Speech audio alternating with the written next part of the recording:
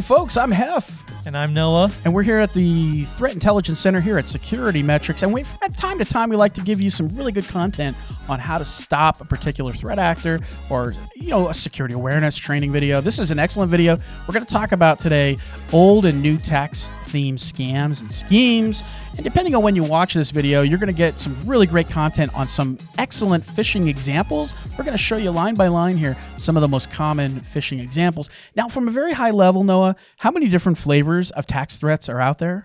There's about 12 different types of these tax threats that we're going to look at and talk about today. And we don't have time to go over all 12 of them, so we're going to focus today on just phishing examples. And as you know, if you've ever paid taxes, I hope you have, you're going to find that there are phone scams, robo-scams, identity theft, inflated refund claims, fake charities out there, tax avoidance scams. You're going to get hit with a lot of different scams, but we're going to focus on phishing. Yeah. So our first example that we want to show you is what, Noah? What is the audience looking at here?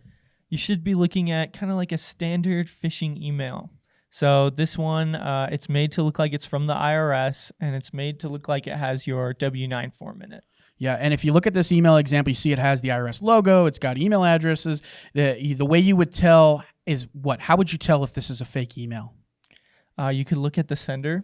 That's a big indicator. If it doesn't come from @irs.gov, it is definitely not real. Yeah. Another way to tell is knowing the rules of the IRS. And the IRS is typically never going to send you a phishing email that looks like this. They're not going to attach a zip file. What is in that zip file? And we're seeing on the example here, it's a W-9, but what exactly does that mean? Yeah, so inside that file, when you unzip it, it's got a Excel spreadsheet with some malicious scripts in there and macros. Yeah, and it could be a Word example as well. Yep, could be anything. This is one standard example of a phishing email from the IRS. From the threat actors posing as the IRS. All right, we'll get that right. Now, here's another example, and this is one where the IRS, the threat actors say, your data has errors or problems. Kind of explain what the audience needs to know about this particular phishing email. Yeah, so one of the techniques that social engineers like phishing people like to use is a sense of urgency. Like, if you don't get this fixed, you'll go to jail or something like that. Right. And that's kind of the fear that this email is playing into.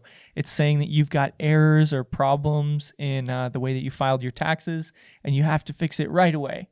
This is hopefully to get you to not take a step back and look at it again and realize that it's fake. Another call out here is on this example, the threat actor has attached an HTML file. Again, that's a huge red flag for you in the audience. You're probably wondering, Noah, how do I have all of these phishing emails? Well, I collect them because I think they're great from a security awareness perspective by being able to share them with the audience here. So you guys want some more? Are you guys ready for some more? Here we go. Here's another example. What are we seeing on this one here? Your tax e-doc is ready. Yeah, so this is one saying like, oh, your tax document is ready. Just click on here and give it a download. Yeah, and you guys notice in this example, it doesn't always have to be an IRS-themed phishing email. It could have a different logo on it.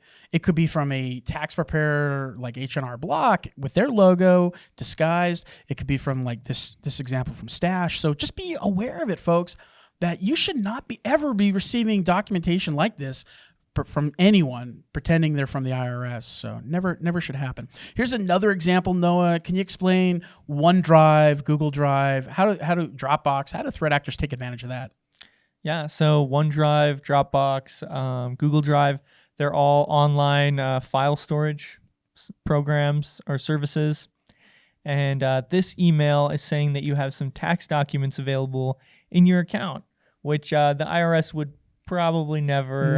They would never upload a file to your personal Dropbox, OneDrive, Google Drive. That's ridiculous. Yeah. Be aware of this phishing email. This is a very common, relatively new attack vector that you're going to see in the last couple of years. It's been getting a lot of steam. They know people have these online sharing drives. They are going to try to take advantage of the threat actors will.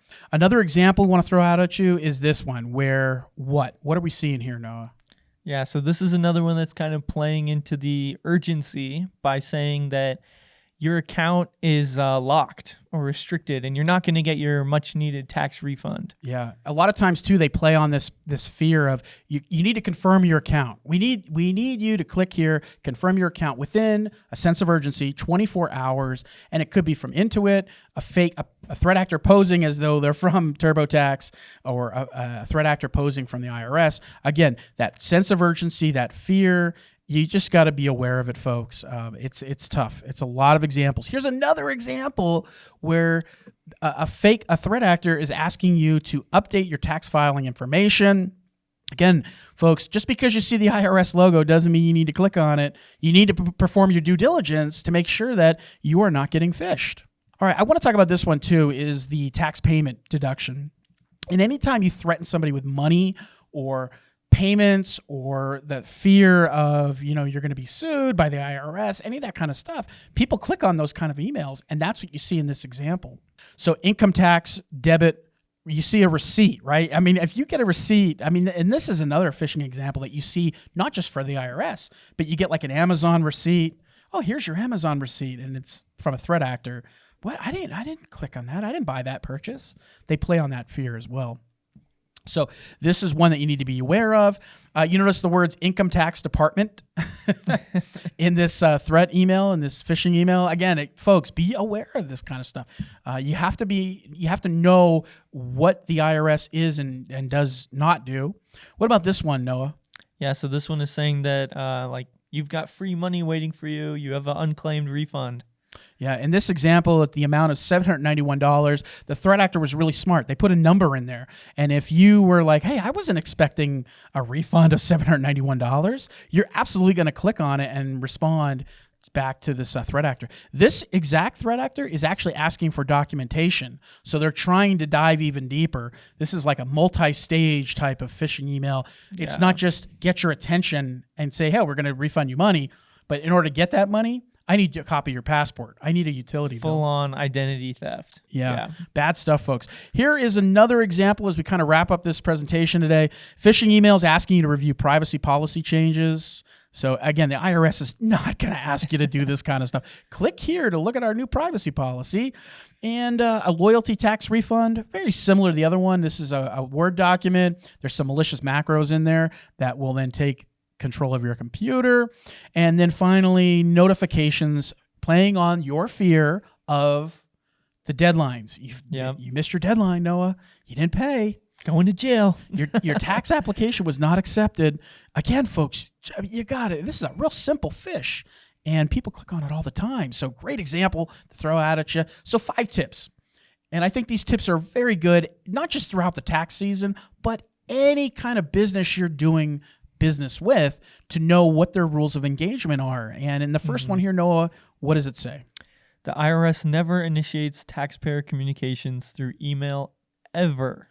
Yeah. So these phishing emails, you shouldn't even have a problem with this. If you know this rule, number one, they don't communicate through email, you should be good to go. But the reality is some people don't know the rules. So number 2 comes into play, which is the IRS does not address you as sir, madam, or taxpayer. Nope. They know your name. They know your name. They know everything about you. Yeah. They know how much money you make, where you live.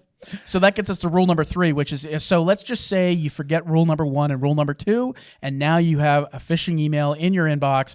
Never click on an attachment. IRS does not do that.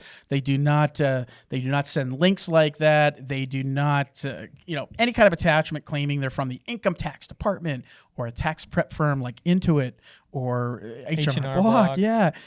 You can. Good news is, though, you can report phishing emails directly to the IRS. Can you go ahead and share that number?